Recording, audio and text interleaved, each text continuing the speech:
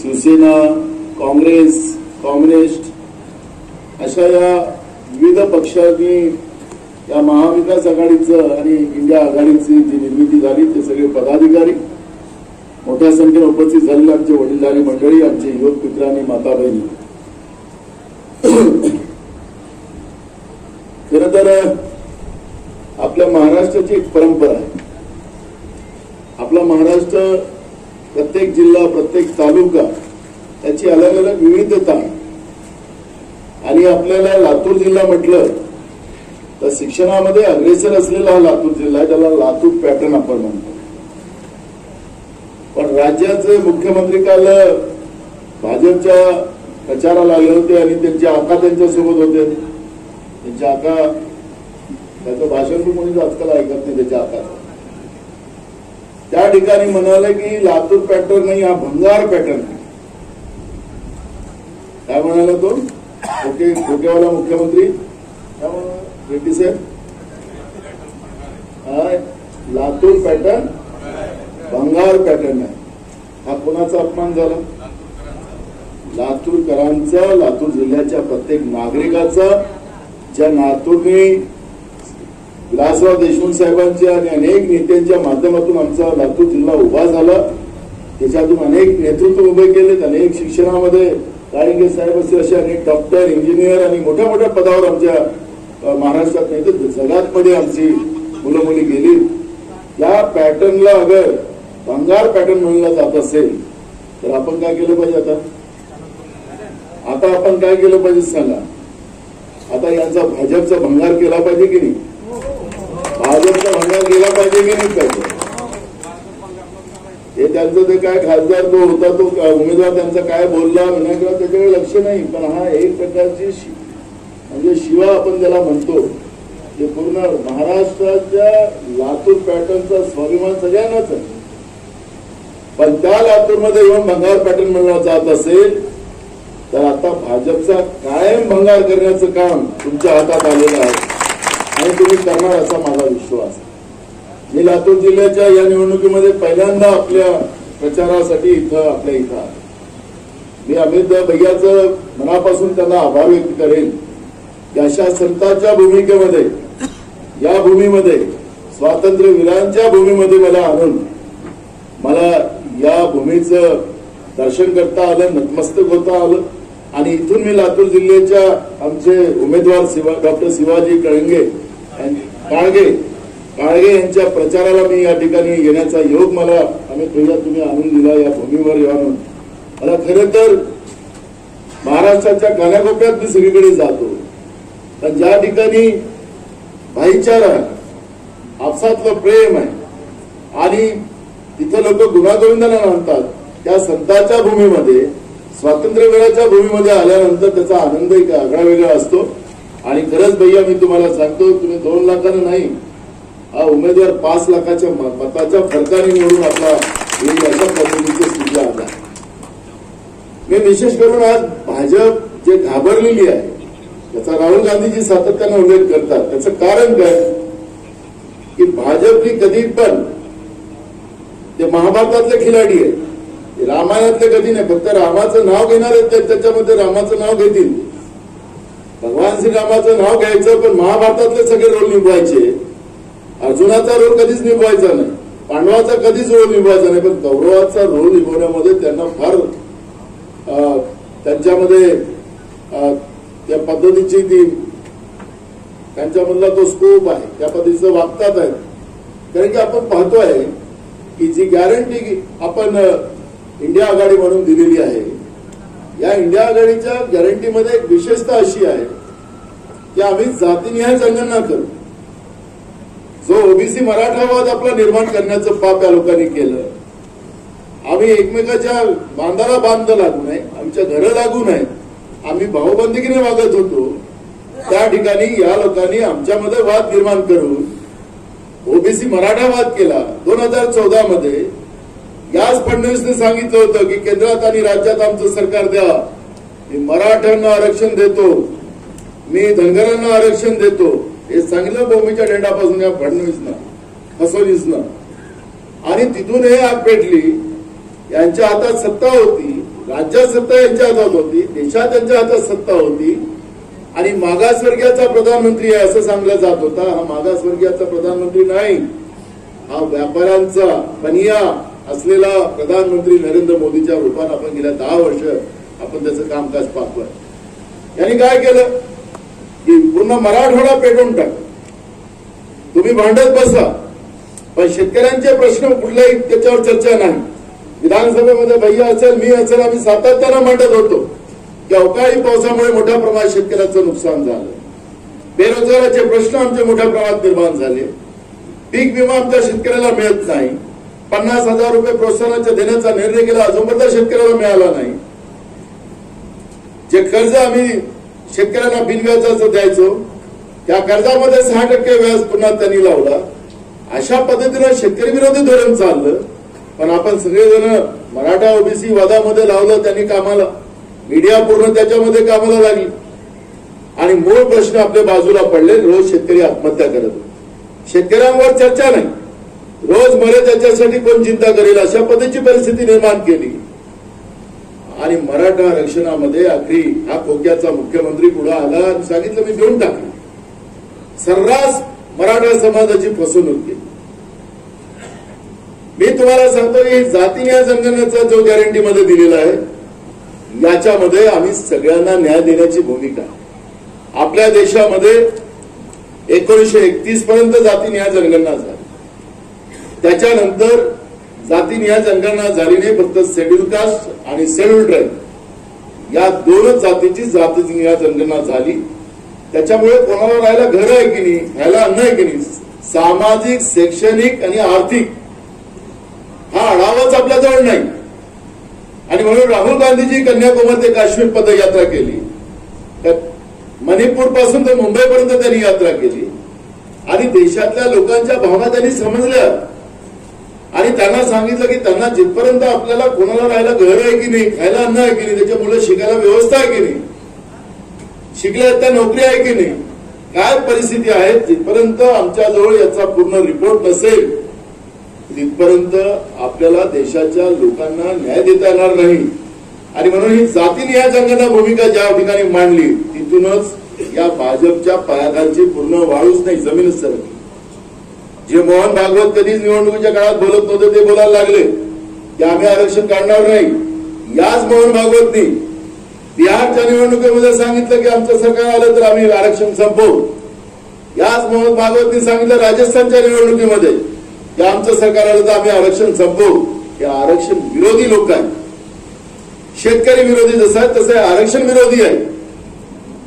आणि मग नरेंद्र मोदीने त्याचा उच्चांक वेळ गाठला. त्यांनी एक इंटरव्ह्यू दिला एका चॅनलला. त्यांनी सांगितलं की ये तो ट्रेलर था 10 साल का, अब तो सिनेमा बाकी है. आता ट्रेलर मध्ये काय केलं या नरेंद्र मोदीनं, पूर्ण देशाच्या सार्वजनिक उपक्रम समिती रेल्वे सुद्धा विकलं. रेल्वे आपली नाही भैया. आता आपल्याला अदानीपासून आपलं सरकार इंडिया आघाडी चाललं की पहिले हिसकावून उठावं लागेल आपली रेल्वे. तेव्हा आपलं हे बोललं तुम्ही जर मला सांगितलं ते सगळ्या देशाच्या संपत्त्या विकल्या, देश कर्जबाजारी केला. डॉक्टर बाबासाहेब आंबेडकरांचं आर्थिक धोरण बदलवलं. बाबासाहेब आंबेडकरांचं आर्थिक धोरण असं होतं की मोठ्यांकडून पैसे घ्या आणि शेवटच्या माणसापर्यंत पोहोचवा. काँग्रेसने 60 वर्षात काय केलं हा प्रश्न विचारतात. त्यांचं उत्तर असं सांगायचं पाहिजे की ज्या वेळेस आपल्या देशाला स्वातंत्र्य मिळालं, वयोवृद्ध लोक आहेत ज्यांना स्वातंत्र्याचं त्या काळात पाहिलेलं आहे तुम्ही लोकांनी, त्यावेळेस ज्यावेळेस स्वातंत्र्य आपल्या देशाला मिळालं काँग्रेसच्या चळवळीमुळे, काँग्रेसच्या बलिदानानं, त्यानंतर आपल्याजवळ साधी मिलिटरी नव्हती. देशामध्ये फक्त 50 गावात लाईट होती, साधे रस्ते नव्हते, पिण्याचं पाणी नव्हतं, शाळा नव्हत्या, कॉलेज नव्हते, डॉक्टर करायचे कॉलेजेस नव्हते, इंजिनियर करायचे कॉलेजेस नव्हते. हे बाबासाहेब आंबेडकरांच्या आर्थिक धोरणाने आपण शेवटच्या माणसापर्यंत न्याय काँग्रेसने गेल्या 60 वर्षात पोहोचवलं. पण या लोकांनी काँग्रेसवर, गांधी परिवारावर, नेहरू परिवारावर टीका करून तुमची आमची डोके भडकवली आणि त्या भडकवण्याच्या माध्यमातून खोटं स्वप्न दाखवून 2014 मध्ये सत्ता घेतली. पुलवामा मध्ये 2019 मध्ये आमच्या सैनिकांना शहीद केलं. याच नरेंद्र मोदींनी सांगितलं की मी याच्यावर सीबीआयची चौकशी लावतो. त्यावेळी टीव्ही आणि पेपरमध्ये बातम्या होत्या की नागपूरमधून ही बारूद गेली, पण सीबीआयच्या चौकशीचा अजूनही अहवाल आला नाही. कुठे गेली 56 इंची? विचारलं पाहिजे भाजपाले गावात आल्यानंतर. सैनिक जे होते ते कोणाचे पोरं होते? आपले पोरं, शेतकऱ्यांचे होते, शेतमजुरांचे पोरं होते. आणि तुम्हाला एक गोष्ट सांगतो, गुजरातमध्ये तर मिलिटरीमध्येच जात नाही लोक. त्यांना काय कळणार देशभावना? आणि मग या माध्यमातून त्यांनी 2019 मध्ये पुन्हा सत्तेत आले आणि सत्तेमध्ये येऊन पुन्हा देश विकणं आणि डॉक्टर बाबासाहेब आंबेडकरचं आर्थिक धोरण बदलून जे जीएसटी आणला, या जीएसटीच्या माध्यमातून तुम्हाला लुटलं आणि कोणाच्या घरी पैसे पाठवले? अदानी अंबानीच्या घरी पाठवले. आणि तेच अदानी अंबानीचे पैसे घेऊन आज त्यांचा जन्म असा आहे की ते काही सांगणार होते आता म्हणजे गेल्या जन्मात ते महाराज राजेच असतील हे, अशा पद्धतीचा त्यांचा तोड आहे भाजपवाल्या. एवढ्या भर उन्हामध्ये जॅकेटच घालून फिरतात ते लोक. अमित दादा मी खरंच भैया मी तुम्हाला सांगा, मला कळतच नाही. मला आपण हे साधं घरी याला कुठं नुकसान होत नाही. यावर्षी तर टेम्परेचर अजून जास्त आहे, पण ते जॅकेट कसं घालतात तेच अजूनपर्यंत मला कळलं. हे सांगायचं तात्पर्य की यांना एवढी सत्याचा माज आलेला आहे. मग या नरेंद्र मोदीला तर मी काल पण बोललो, काल उद्धव साहेब होते, मी होतो, शरद पवार साहेब होते. आमचं पुणे आणि बारामतीच्या मध्ये कारंजला एक सभा झाली. मी माझा सवाल असा आहे की या मोदीला महाराष्ट्रामध्ये येऊन मत मागण्याचा अधिकार का? म्हणजे गुजरातचा कांदा निर्यात करायची परवानगी आहे. महाराष्ट्रातले सगळे उद्योग गुजरातमध्ये घेऊन गेले. म्हणजे तिथला शेतकरी आहे हे देशाचे प्रधानमंत्री आहे की गुजरातचा प्रधानमंत्री आहे हेच कळायला कारण नाही. मग महाराष्ट्रामध्ये येऊन महाराष्ट्राच्या शेतकऱ्यांचे मतं, महाराष्ट्राचे तरुणांचे मतं, महिलांचे मतं मागण्याचा अधिकार या नरेंद्र मोदीला कशासाठी? आणि तो येत असेल नरेंद्र मोदी म्हणजे ते प्रधानमंत्री, हे पोलिसवाल्यांचं तर फार वाईट परिस्थिती असते. आता आपल्या सभेत त्यांना बरं आहे, इकडे तर काही सांगाच नको. वरतं हेलिकॉप्टरने यायचं असेल तर 100 किलोमीटर एराफेरा, त्यातून कोणी हेलिकॉप्टर पण जाऊ शकत नाही. आणि तुम्हाला आपण विरोधी पक्षाचे लोक तर त्याला अजिबात तिकडे जाता येणार. राष्ट्रपतीचा नियम असा आहे, मी तुम्हाला माहितीसाठी सांगतो, आपल्या देशातलं सर्वोच्च पद आहे ते राष्ट्रपती पद.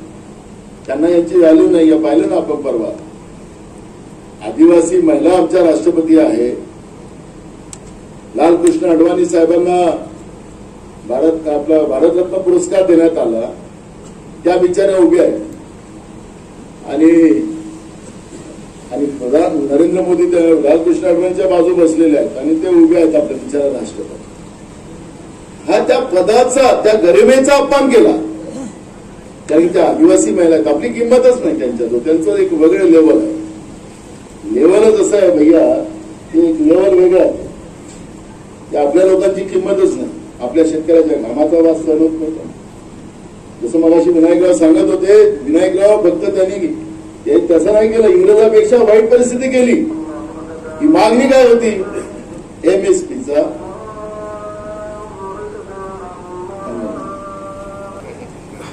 तर मी आपल्याला सांगत होतो की आज जी काही परिस्थिती आपल्या देशात निर्माण करून ठेवली, म्हणजे आपला कांदा निर्यात नाही, त्यांचा गुजरातचा कांदा निर्यात होणार, आपल्या शेतकऱ्यांना भाव मिळाला नाही पाहिजे याची ते काळजी घेतात. आणि या पद्धतीची जेव्हा परिस्थिती निर्माण झाली आणि जीएसटीच्या माध्यमातून आपल्याला लुटलं जात असेल, आपण सरकार कशासाठी करायचं? राज्य सरकार काही व्यापारी नसतं. साध्या आणि सरळ भाषेत सांगतो, सरकारचं काम असतं आपल्या लोकांना देणं.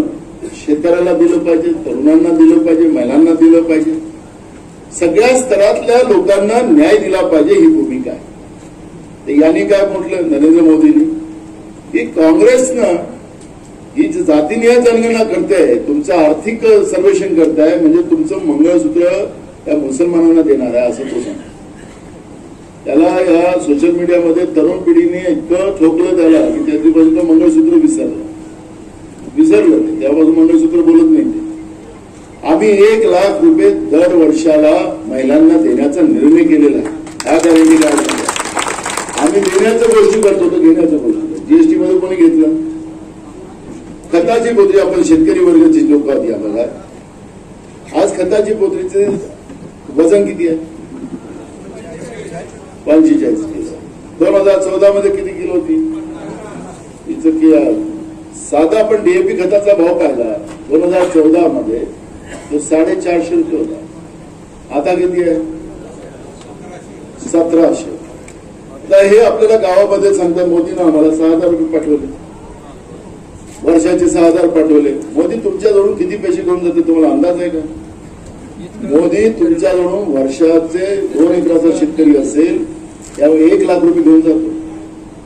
2014 मध्ये डिझेलचे भाव किती होते? आता एक तरी शेतकरी मला सांगा बैलांनी शेती करतं का? सगळे ट्रॅक्टरला डिझेल लागलं. पहिले आपण रॉकेलचे तेल टाकायचे, तेही बंद करून टाकले. ते सांगतो ना तुम्हाला. तर आता मला सांगा 2 एकराच्या शेतकऱ्यांकडून वर्षाचे 1 लाख रुपये घेऊन जातो मोदी. आणि मग मी मगाशी म्हणालो तो पक्का बनिया आहे. बनिया कसं आहे तुम्हाला ते सांग. 1 लाख रुपये घेऊन जातो, तुम्हाला देतो 6000 रुपये. मग 6000 रुपयानंतर काय करतो की तुमच्या पोरानं किंवा पोरीनं बँकेत अर्ज केला की तिला काही 50,000चं काही 1 लाखाचं लोन पाहिजे, बिझनेस करायचा आहे. तर जसं तुमचं आधार कार्ड जोडलं, इन्कम टॅक्सचा कागद जोडला, काही आपली प्रॉपर्टी जोडली की सरळ नरेंद्र मोदीला माहित होऊन जाते आधार आधार काही हे आता गरीब राहिले नाही, श्रीमंत झाले. आणि मग तो कलेक्टरला फोन, कलेक्टरला सांगतो की ते तहसीलदारला सांग त्याला आतापर्यंत मोदीचे जेवढे पैसे दिले ते वापस घ्या. असं करतो की नाही? तुम्ही घेतलेलं सगळं पैसे त्याला 6000 आपण तर मागले नव्हतं. त्याने सांगितलं होतं किंमत कमी करणार, महागाई कमी करणार, हेच नरेंद्र मोदींनी सांगितलं होतं ना. आता परवाच्या दिवशी त्यांनी लोकमत IBNला एक मुलाखत दिली. म्हणजे खोटं किती बोलावं, आणि ते नरेंद्र मोदी प्रधानमंत्र्यांनी बोलावं. नरेंद्र मोदी बोलतो खोटा, पण प्रधानमंत्री पदावर ते म्हणाले की या 10 वर्षामध्ये मी महागाईला आळा टाकून ठेवण्यामध्ये मला यश मिळालं. नरेंद्र मोदी काय सांगतो, 10 वर्षात मला महागाई वाढवण्यामध्ये, महागाई कमी करण्यामध्ये मला यश प्राप्त. म्हणजे किती खोडं बोलावं. आपण किमती 4 पटीने वाढवल्या. आमचा सोयाबीन असेल, आमचा कापूस असेल, आमचा ऊस असेल. आता मला तर नवीनच घटना ऐकायला मिळाली. 500 रुपयानं आपला ऊस घेतला ते गडीवाल्यांचा. त्या गडीवाल्यांना तरी मतं कशाला मारावे त्यांना सांगितलं ना अमित भैयांनी. मांजरा पॅटर्नच्या आधारावर मांजरा परिवार ज्या पद्धतीनं आपल्या ऊस उत्पादकाला पैसे देतात त्या पद्धतीनं आम्ही या भागातल्या शेतकऱ्यांना देणार. ही हिंमत, ही शेतकऱ्यांच्या घामाचं, समाजची मेहनतीचं खऱ्या अर्थाने त्याला न्याय देण्याची भूमिका मांडतात आणि ते 500 रुपयाला ऊस घेतात. हे सांगायचं तात्पर्य असं की या पद्धतीची ही लालची लोक, गिधाडासारखी लोक, गिधाडा आता कमी झाली, दिसतच नाही. माणसाच्या रूपाने गिधाड निर्माण झाली जीवन.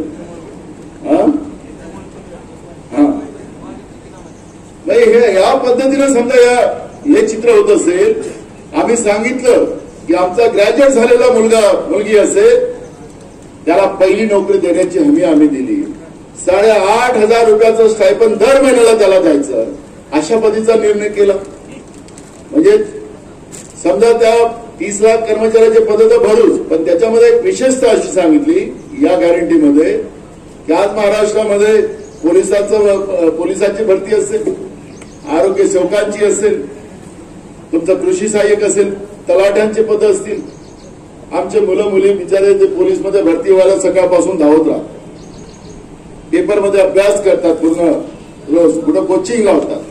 आणि आमचे मुलं 1,000 रुपये ऑनलाईन भरून 3,000 पदं असतील तर 3 लाख मुलं मुली अर्ज करतात. 3,000 पदाचे 1,000 रुपयाच्या हिशोबाने झाले किती पैसे तो हिशोब लावा. कोणाचे असतात ते RSS वाल्यांच्या त्या संस्था असतात, त्याला आपल्याला पैसे भरावे लागतात. पैसे त्यांच्या घरी. मग तिथं गेलं की पेपरच फुटला. पेपर फुटला की जा बाप आपल्या घरी. 6 पिढ्या बर्बाद केल्या 10 वर्षात. मेगा भरती. आज फडणवीस सांगायचा दिल्लीमध्ये ते झालं नरेंद्र मोदीच्या सरकारचं. आणि म्हणून या गॅरंटीमध्ये सांगितले की जो कोणी पेपर फोडण्याचं पाप करेल त्याला जन्मठेपेची शिक्षा देण्याचा निर्णय याच्यात घेतला. म्हणजे जे मेहनत करणारी मुलं मुली आहेत त्याला कुठल्याही शिफारसीची गरज नाही, त्याच्या आईवडिलाजवळ पैसे नाही, पण त्याच्या बुद्धिमत्तेच्या आधारावर त्या मुला मुलींना संधी मिळावी या पद्धतीचा कायदा करण्याची भूमिका या ठिकाणी घेतली. ज्या मुला मुलींना नोकरी करायची नसेल, नोकरी नाही मिळाली, 8,500 रुपये दर महिन्याचे मिळेलच, पण ज्याला व्यवसाय करायचा असेल त्याला बिनव्याजी लाखो रुपयाचं कर्ज देण्याचं सुद्धा त्या ठिकाणी या गॅरंटीमध्ये दिलं. याला काही जे मोदी सरकारचं मोदीचं सारखं नाही ते 6,000 पूर्ण ते घेतलेले सगळे पैसे वापस करा हा नियम नाहीये याच्यात. म्हणून त्यांच्या पायाखालची वाळू सरकली. आम्ही निर्णय केला या गॅरंटीमध्ये, महाविकास आघाडी इंडिया आघाडीमध्ये, की आमच्या ज्यासाठी विनायक मगाशी बोलत होतात माझा मुद्दा सुटला, इथं दिल्लीमध्ये शेतकरी येऊ नये, एमएसपी कायदा चालू करावा, लागू करावा यासाठी म्हणून यांनी खिळे काढले दिल्लीच्या सीमेवर. खिळे काढले, शेतकरी घाबरले नाही, खिळे उपळून दिल्लीकडे सर झाले. ज्याप्रमाणे इंग्रज करायचं ना गोळ्या मारायचे तशा पद्धतीचं शेतकऱ्यांना गोळ्या झाडल्या, शेतकऱ्याला मारलं. कशासाठी? एमएसपीचा कायदा केला पाहिजे. नरेंद्र मोदी तुम्ही सांगितलं होतं स्वामीनाथन समितीची शिफारस आम्ही लागू करू, त्याच्यामध्ये एमएसपीचा कायदा लागू करू. राहुल गांधी त्या मोर्चाला गेले, शेतकऱ्यांच्या समोर सांगितलं की आमचं सरकार आलं तर आम्ही एमएसपीचा कायदा लागू करू, 1.5 पट भाव शेतकऱ्यांच्या शेतीच्या मालाला देण्याची आम्ही आग्रह केली. तुम्हाला प्रधानमंत्री पीक विमा योजनेमध्ये लुटलं जाते, 1 रुपयात विमा केला हे सांगतात भाजपवाले. अहो तुमचा जीएसटीचा पैसा सरकारच्या तिजोरीत गेला, त्याचे 3,500 रुपये काढून 3,500 कोटी रुपये काढून यांनी या नरेंद्र मोदीचे जे मित्र आहेत ज्यांच्या या विमा कंपन्या आहेत त्यांना दिलं. दुष्काळ पडूनही आम्हाला कधी पीक विमा मिळाला? याच्यामध्ये नियम बदलून शेतकऱ्यांच्या हिताचा निर्णय करून ज्या शेतकऱ्यांचं नुकसान झालं त्याला पीक विमा दिलाच पाहिजे हे कंपल्सरी करण्याची गॅरंटी सहित तुम्हाला दिली.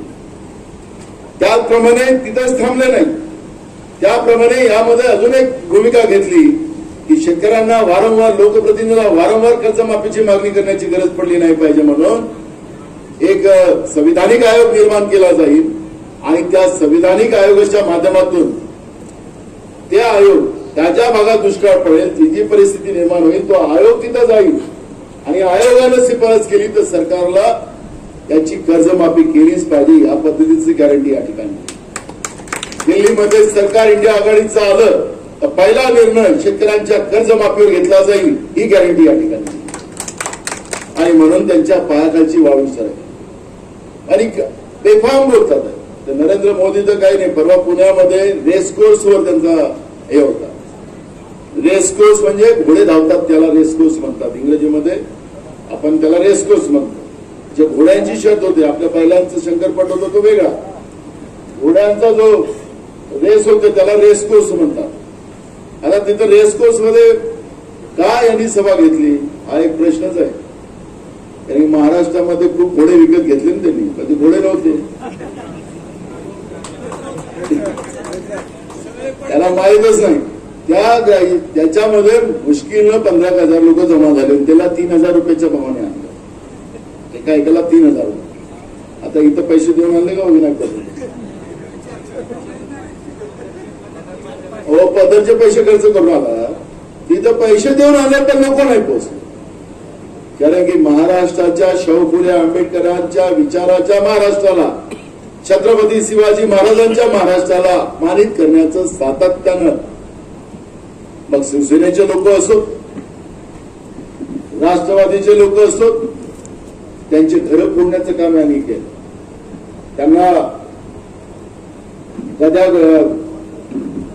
काय म्हणून बकऱ्यासारखं विकत घेतलं. 50 कोटी 50 ओके. त्यांना वाटलं की सगळं बरोबर आहे. मग आमच्याकडे एक नजर फिरवली, नांदेड पहिले त्याच्या घेऱ्यात आली, आदर्श झालं, सगळं वातावरण आदर्शमय झालं. त्यांच्या कारखान्याला 200 कोटी रुपये दिले. पैसे कोणाचे? 200 कोटी. हे जेवढे काही गेलेत ना आता तिकडे बाजूच्या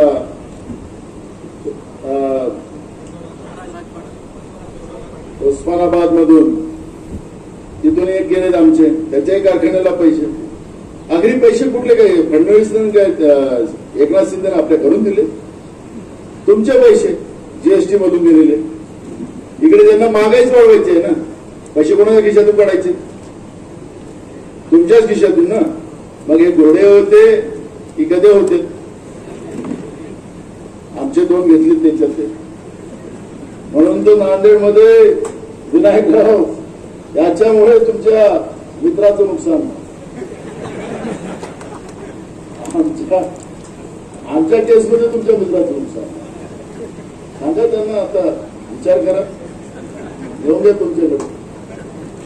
सांगायचं तात्पर्य असं की ही जी काही परिस्थिती आहे, मी इथं 25 मुद्दे आहेत 5 गॅरंटीमध्ये, त्यावरची समोर चर्चा करणार नाही. पण एक गोष्ट अजून तुम्हाला सांगितली पाहिजे, आरोग्याचा कायदा. पहिला मंत्री होते, पहिल्यांदा पण तो कायदा महाराष्ट्रात लागू करायचा, कारण राजस्थान सरकारने तो कायदा लागू केलेला होता. आणि त्या कायद्याच्या अंतर्गत जवळपास आता आपण आपली पहिली योजना होती राजीव गांधी आरोग्य योजना होती. आता महात्मा ज्योतिबा फुलेंच्या नावाने योजना या सरकारने केली. राजीव गांधीचं नाव बदलवलं, महात्मा ज्योतिबा फुलेंचं नाव दिलं. त्याला कोणी विरोध करायचं केला, पण त्या महात्मा ज्योतिबा फुलेंच्या विचाराने ती योजना व्हायला पाहिजे होती, ही आमची अपेक्षा. त्या योजनेचा फायदा मिळतच नाही. कोणाला 10,000 येते, कोणाला 5,000 येते, कोणाला येतच नाही. आपल्याला लक्षात असेल की आता आरोग्याच्या कायद्याच्या माध्यमातून जेवढे काही आजार आपले असतील ते सगळे आजार त्याच्यामध्ये ग्राह्य पकडले जातील आणि 25 ते 30 लाख रुपये हे सरकार खर्च करेल, केंद्र सरकार करेल. अशा पद्धतीचं आरोग्याच्या कायद्याच्या माध्यमातून योजना आपल्याला दिली. या मोदींनी काय केलं? 2019 मध्ये कोरोना आला. आणि मी जाणीवपूर्वक सांगतो का मोदीनं आपल्या देशामध्ये कोरोना, हे चीनची बिमारी होती. आमचे नेते राहुल गांधी यांनी, सोनिया गांधींनी मोदींना पत्र लिहिलं प्रधानमंत्री म्हणून की कोरोना ही महामारी आहे, संसर्ग बिमारी आहे. याला सीमेवर जे काही लोक येतील बाहेरच्या देशातून त्याला तिथंच तपासून त्यांना कोरोनाच्या बाहेर काढून मग देशात येऊ द्या. अशा पद्धतीचं सीमा सील करा, अशा पद्धतीचं सूचना. हेच भाजपवाले सोनिया गांधी आणि राहुल गांधींना म्हणायचे आमच्या देशात कोणालाच कोरोना होत नाही, तुम्हाला होत असेल तर तुम्ही देश सोडून जा. हे टिंगल करत होते सोनिया गांधी आणि राहुल गांधींची. कोरोना आला आपल्या देशात, कोरोनामध्ये किती लोक आपल्यातली गेलीत, काही वाचली तर त्यांना किती पैसे खर्च केलेत ते आपल्याला सगळ्यांना, ते आपल्यासाठी एक भयानक स्वप्न. कोरोनाचं आजही नाव घातलं तरी आपल्याला भीती निर्माण होते. मग आपल्या जगामध्ये ही सगळी बिमारी फैलल्यानंतर सगळ्या जगाच्या लोकांनी निर्णय केला की काहीतरी याला आता बंधन केलं पाहिजे, काही लस काढली पाहिजे. सगळ्या जगांनी चांगल्या चांगल्या लस निर्माण करण्याचं काम सुरू केलं. आणि त्या लसीच्या माध्यमातून या नरेंद्र मोदींनी काय केलं की जो चंदा देगा, काय रेड्डीला चांगलं माहिती आहे काय म्हणतात, जो देगा चंदा उसको मिलेगा धंदा. यानं काय केलं, पुण्याचा तो लस बनवण्यावाला होता, हा तुम्हाला सगळे नाव माहिती पण विसरता तुम्ही, त्याला ठेका दिला. जे मगाशी तुम्ही म्हणालात ना निवडणूक चंदा म्हणजे निवडणूक त्यांना फंड मिळाला, त्याच्यामध्ये त्याचं नाव, त्याच्याकडून त्यांनी पैसे घेतले आणि ते लस आपल्याला टोचली. या लसीचा परिणाम काय झाला तुम्हाला अजूनही कळलं नसेल, मला माहिती नाही, कळलंही असेल.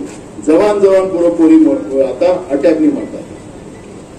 जो तंबाखू खात नाही, बिडी पेत नाही, काहीच करत नाही, त्याला कॅन्सर झाला, दम्याचा त्रास सुरू झाला, हातपाय दुखतात आजकाल. या कोरोनाचं जे इंजेक्शन दिलं आपल्याला, हा माझा आरोप नाही, वस्तुस्थिती आहे. एका श्रीमंत घरातले 3 मुलं मुली, तरुण मुलं मुली मरण पावले. मेल्यानंतर त्याला असं वाटलं की असं आमच्या घरात तर कुठली अशी हिस्ट्री नाही, म्हणून त्यांनी पोस्टमॉर्टम करून घेतले. पोस्टमॉर्टम मध्ये तो रिपोर्ट आला, त्या रिपोर्टच्या आधारावर हे सिद्ध झालं की जी लस दिली गेली त्या लसचा परिणाम सुरू झाला. म्हणून ते गेले सुप्रीम कोर्टामध्ये. सुप्रीम कोर्टाने नरेंद्र मोदींच्या सरकारला नोटीस दिलं की बाबा हा असं असं आलेलं आहे, तुमचं म्हणणं काय? नरेंद्र मोदीने उत्तर दिलं की आमचा काही संबंध नाही, त्या कंपनीचा संबंध आहे. आता तुम्हाला तो लस दिल्यानंतर फोटो कोणाचा आला? फोटो कोणाचा आला? मग आता तू घेतलं ना आपला फोटो लावला तर ना संडासाला फोटो लावतो तो. फोटो लावण्यात तर काही त्याला काही बंधनच नाही घ्यायचे, कुठेही फोटो लावतात. ग्रामपंचायत मध्ये आपण पाहिलं त्या कुठल्या समाध्या लावल्यात त्याला लाखो रुपये खर्च केले, तिथेही आपलं नाव लिहिलं.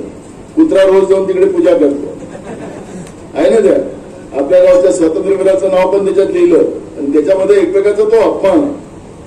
मग करायचं होतं तेव्हा व्यवस्थित बांधायला पाहिजे ना. ग्रामपंचायत मध्ये मनरेगामध्ये जे पैसे येतात त्या पैशातून त्यांनी ते बांधवले. हे कुठं पण हे जिथं पाहिजे तिथं त्याचं नाव पाहिजे. असा प्रधानमंत्री कधीच नाही पाहिला हो. पाहिला का कधी असा प्रधानमंत्री? इंदिरा गांधीने तर हरितक्रांती या देशात आणली, श्वेतक्रांती आणली. आम्ही अमेरिकेतले जे डुकरं खायला मिलो खात होतो, इंदिरा गांधी केलं. कधी इंदिरा गांधीने अशी फोटोबाजी नाही केली. पण 10 वर्षात काही न करता तुम्हा आम्हाला लुटल्याशिवाय, या देशाला विकल्याशिवाय दुसरं काही नाही केलं आणि मुठभर लोकांना उद्योगपती बनवून तुम्हा आम्हाला आर्थिक कमजोर करून तुमच्या गावातल्या जिल्हा परिषद शाळा बंद करून तुम्हाला गुलाम बनवण्याचं पाप ज्या लोकांनी केलं त्याला आता निपटवण्याचं आपल्याला अधिकार आलेला. आणि म्हणून मी तुम्हाला सांगतो की महाराष्ट्रातलं चित्र असं आहे. महाराष्ट्रातल्या सगळ्या भागात मी दौऱ्यात जातो. महाराष्ट्रामध्ये 48च्या 48 जागा महाविकास आघाडी जिंकेल अशा पद्धतीचं चित्र आज महाराष्ट्रात आहे. लोकांनी निवडणूक हातात घेतलेली आहे. भाजपचं ऐकायला तयार नाही लोक. हे यांचे लोक घरात बसले. तुम्हाला तर भाजपला फिरताना इकडे दिसत नाही.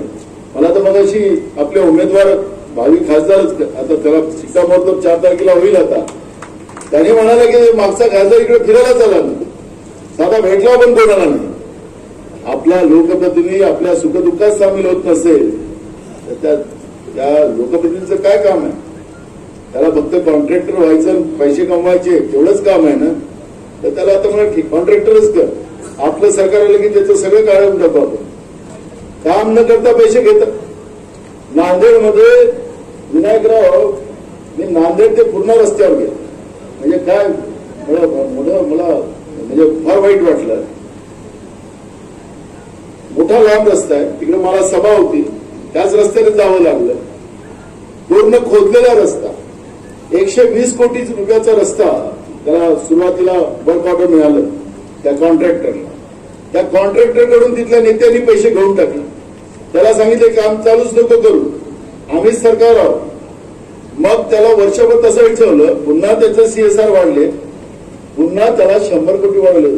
120 कोटीचा रस्ता 220 कोटीचा केला. पुन्हा 75 कोटी त्याच्याकडून घेतले. आणि या 3-4 वर्षामध्ये त्या रस्त्याने जाणारे लोक अनेक मेलेत ऍक्सिडेंटमध्ये. बाळतपणाच्या बाहेरच्या रस्त्यातच बाळतपण झालं. रस्त्यात नाही ना झालं, गडगडवालाच. हे किती पाप. म्हणजे जनतेची लूट, जनतेच्या मतावर निवडून यायची आणि जनतेची लूट करायची ही परिस्थिती आहे. स्वतःला मोठे नेते म्हणणारी लोक पाहिजे. आणि म्हणून जे जनतेसाठी धावून जातात, जनतेच्या सुखादुःखात राहतात, त्याच लोकांना लोकांची पसंती या शाहू फुले आंबेडकरांच्या आणि छत्रपती शिवाजी महाराजांच्या महाराष्ट्रात आपल्याला पाहायला मिळते आहे. आणि म्हणून मी तुम्हाला सांगितले अतिशयोक्ती नाही 48 जागा येणार म्हणून. 48च जागा महाराष्ट्रामध्ये या महाविकास आघाडीच्या निवडून येतील. आपण मला तुमच्याकडून एकच भरोसा पाहिजे. मला हे सीट, कारण की लातूरची सीट माझ्या गुरुच्या कर्म आणि जन्मस्थळातली आहे. विलासराव देशमुख साहेब हे माझे गुरु आहेत. आणि ही महाराष्ट्रात सगळ्यात जास्त मताने निवडून आली पाहिजे, 5 लाखाच्या वर. आणि म्हणून त्या दिवशी मतदान जास्त करून कसं घेता येईल याचा प्रयत्न केला पाहिजे.